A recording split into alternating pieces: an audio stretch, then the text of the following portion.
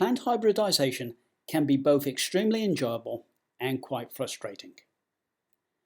The academic theory behind plant hybridization can easily become painfully complex. Yet the process of plant hybridizing is quite simple and enjoyable. The enjoyment comes from inventing new and unique plants.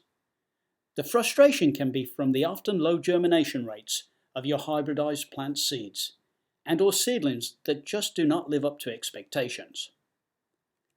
The rationale for these problems is often simply due to the fact that you may not have good or any genetic-based pedigree data or information on the plants that you are trying to breed. Yet you still can be successful. Let me cover some of these simple plant hybridization issues that can result in plant hybridizations, frustrations, and failures.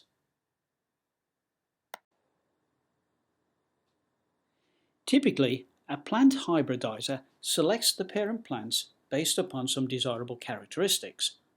Often, it's the way a parent plant may look, or other desirable characteristics like robust plant health.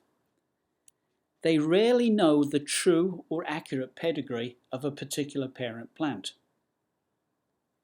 Consequently, as a result of lack of plant pedigree information, you may not know what are the parent plant's dominant and/or recessive genes.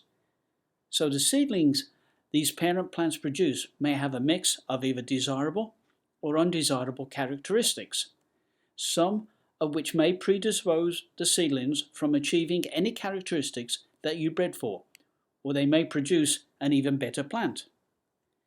And unless you have the resources to count chromosomes, you may not know how many sets of chromosomes the parent plant possesses. Consequently, this may impact the plant's fertility. While seeds may be produced, they may not be viable. But in some rare cases, the genetics may produce a unique and desirable plant. You may not know how fertile or sterile a parent plant may be. One of the parent plants may be totally sterile or sterile in the male or female capacity.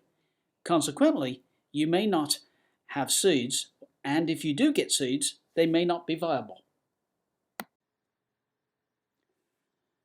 After or before you hybridize a plant, some insect or just a breeze may also pollinate your seed parent. So the seedling may not be as you intended, or they could be better. The seedling may be a product of an over-hybridized parent and will just lack vigor, and/or may be just a very simple plant, and/or may have some form of health or physical issue that result in it succumbing to an early demise, or due to a low seed vigor, the seeds may take years to germinate, and may be discovered growing after it's been discarded in the compost pile. And then there is just basic seed management problems.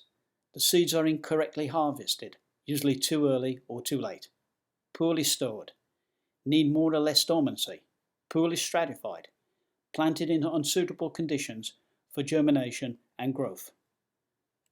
The bottom line for the amateur hybridizer is to just do it and have fun.